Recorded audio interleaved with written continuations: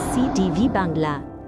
তো দুটো signal of ছিল, রাস্তা পার হচ্ছে, তারপরে এই ঘাতক লরিটা ঘুরে এসে আশ্বাস দিয়েছেন যে আগামী এক সপ্তাহের মধ্যে ফোনের দাবি তো একই দাবি, ফ্লাইওভারের দাবি, কারণ দীর্ঘদিন বহু মানুষ মারা গেছে।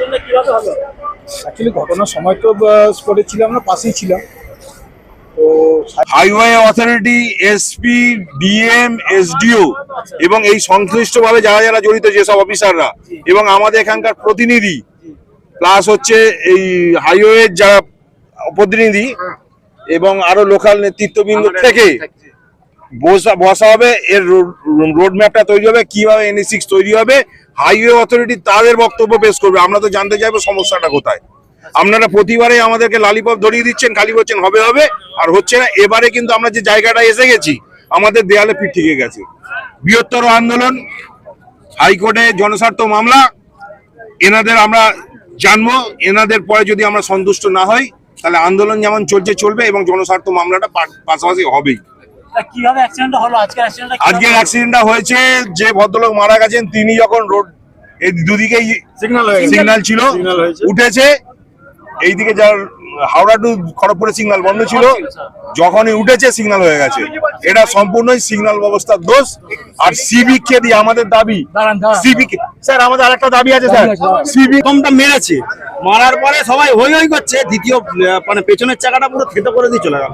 মানে তার আর কিছু চেনা যায়নি কে হয়েছে। পরে তো জানা গেল যে এখান থেকে যাচ্ছিল, বাড়ি যাচ্ছিল, সে বাড়ি পৌঁছায় না। তারপরে জানতে পারলো তার বাড়ি হচ্ছে হিজলো, এই স্থানীয় জামাই আমাদের এখানে, হ্যাঁ রাজাপাড়ার জামাই। তো তারপরে তাকে কোনো কিছু চেনা যায় না, শুধু একটা পা বোঝা যাচ্ছে, বাদবাকি পুরো থেতো হয়ে গেছে।